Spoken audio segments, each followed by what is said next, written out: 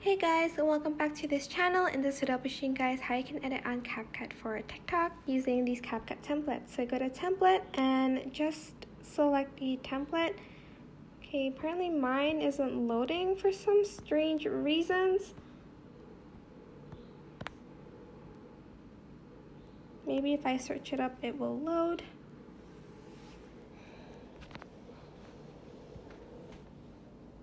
I'm not sure if it's my connection. Oh, there we go. It was my connection apparently. So let's just close this actually, and then open up like a template that you want to use. I'm just going to select this one, select use template, select the picture that you want to use. I'm just going to use this random one that I have. And you're going to press export, and if you straight away save and share to TikTok, it's not going to have the watermark, so make sure you do that.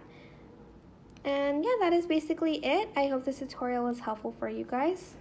Don't forget to like, comment, share, and also subscribe to this channel if you haven't done that already. If you have any questions, just leave it in the comment section down below and I'll try my best to answer them all for you guys. And if you found this video helpful, please click the thanks button above the description box down below. Thank you so much for watching. Bye!